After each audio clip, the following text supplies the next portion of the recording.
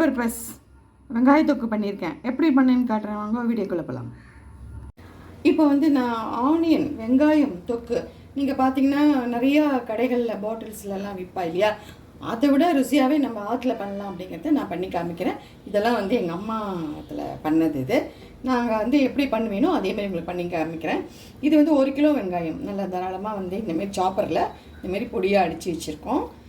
நல்லா இந்த orange size அளவுக்கு லெமன் எடுத்து திக்காக இருக்கணும், ரொம்ப தண்ணியாக இல்லாமல் திக்காக இருக்கணும். உப்பு, கடுகு. இப்போ வந்து இந்த வெங்காயம் எடுத்து வச்சுருக்கோம் இல்லையா, இதில் வந்து ஒரு 4 டீஸ்பூன் நல்லெண்ணெய் விட்டுருக்கேன். நல்லெண்ணெயிலே பண்ணுங்க, வேறு எந்த ஆயிலும் வேண்டாம். ஆல்மோஸ்ட் இதுவே போரலைன்னா கடைசியாக நம்ம விட்டுக்கலாம். இப்போ இந்த வெங்காயமாக இதில் சேர்த்து இப்போ வந்து 1 டீஸ்பூன் அளவுக்கு கல் உப்பு போட்டிருக்கேன். அப்புறம் நம்ம பார்த்துட்டு போட்டுக்கலாம். இது வந்து நல்லா வெங்காயம் வந்து பாதி அளவுக்கு வதங்கட்டும். இப்போ பார்த்தீங்கன்னா உங்களுக்கு பிங்கிஷாக நல்லா வதங்கிடுது. இப்போ எடுத்து வச்சுருக்கிற இந்த புளி தண்ணியில் தான் அந்த மீதி வெங்காயம் வந்து குக் ஆகணும். இந்த மாதிரி திக்காக கட்டிடுங்க.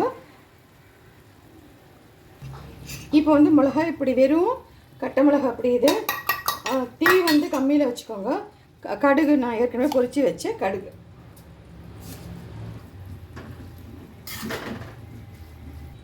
இப்போ இந்த ஸ்டேஜில் வந்து உப்பு காரம் செக் பண்ணிக்கோங்க. நல்லா வதங்கி நம்ம முன்னாடி விட்டோம் இல்லையா, அந்த எண்ணெய் சைடில் வரணும்.